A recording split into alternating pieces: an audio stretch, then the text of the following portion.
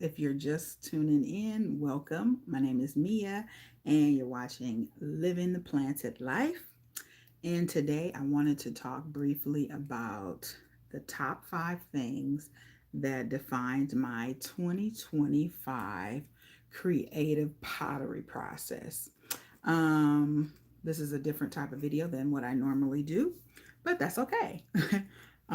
We're all learning and growing here.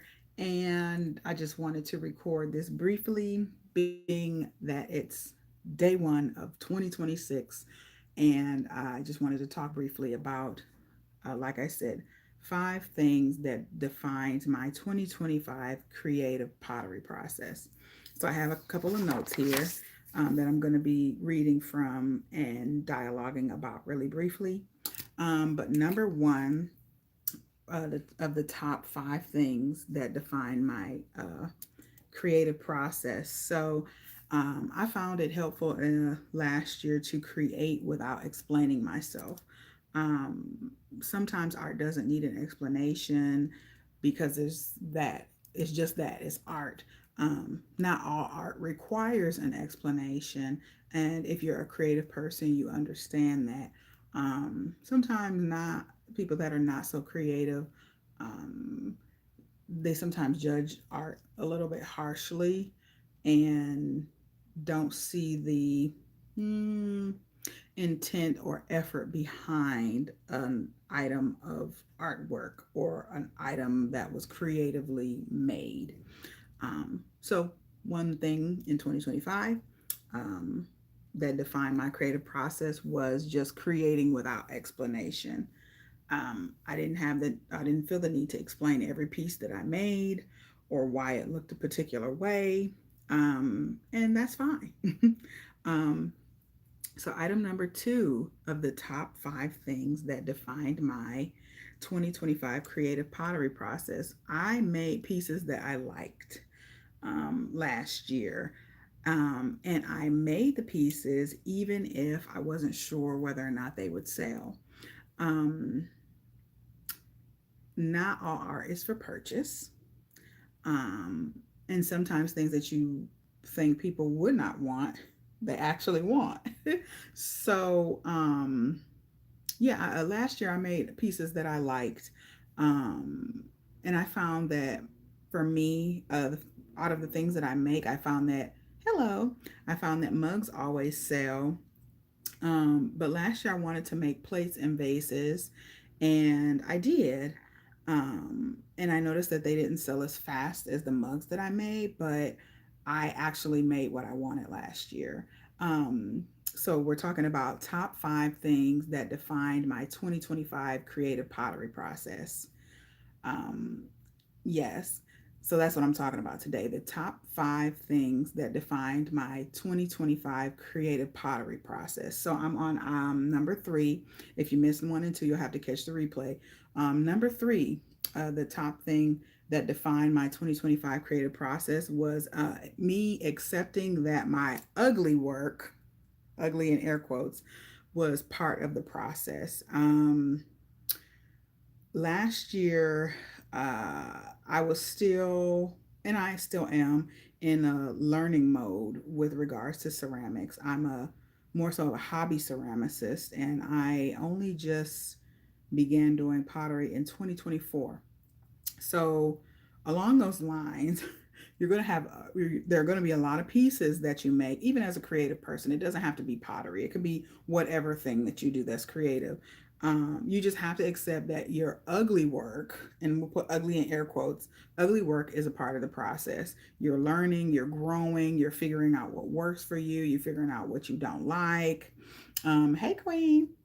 um, and you have to accept that one person's trash is another person's treasure.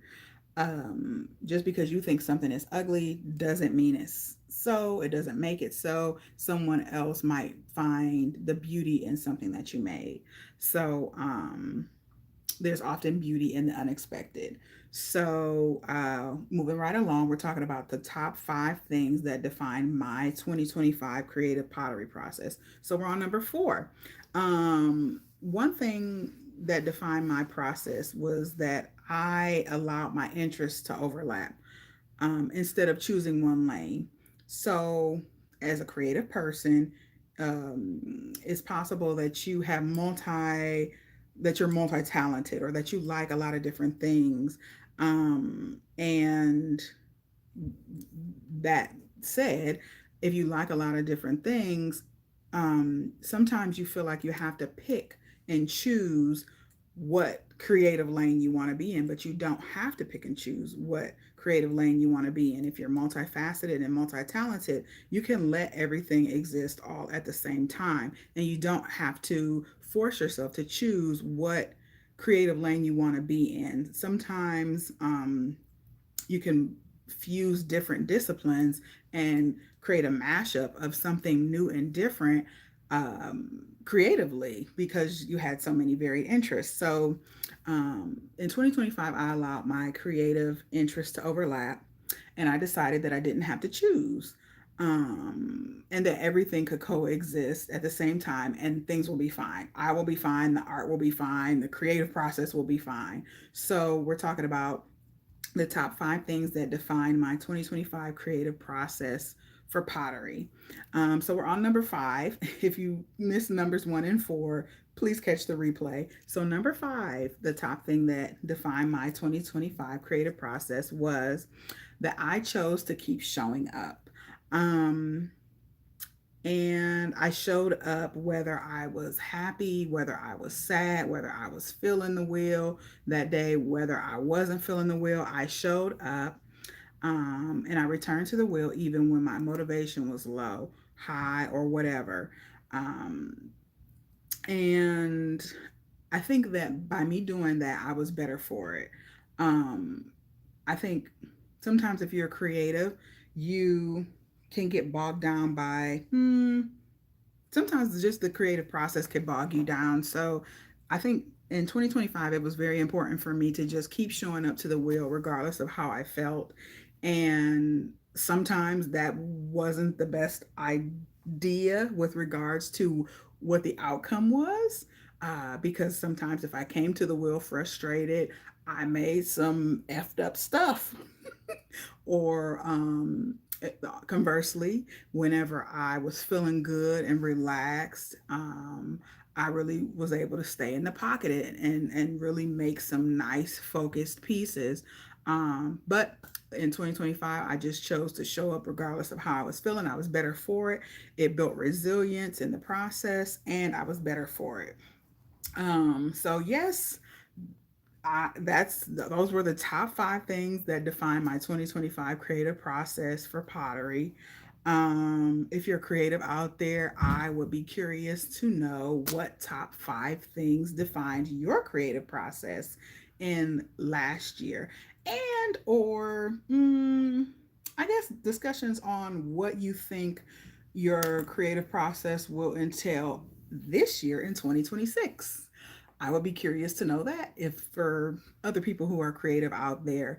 But that was pretty much it. I just wanted to come on here and talk about that really briefly. Happy New Year to everybody, wherever you are watching in the world. And if you're curious about what all 5 of the top 5 things that define my 2025 creative process were, please catch the replay. It'll be playing on my channel very shortly. Thanks for watching. Again, you're watching Living the Planted Life. Peace, love, and blessings to you all, and Happy New Year.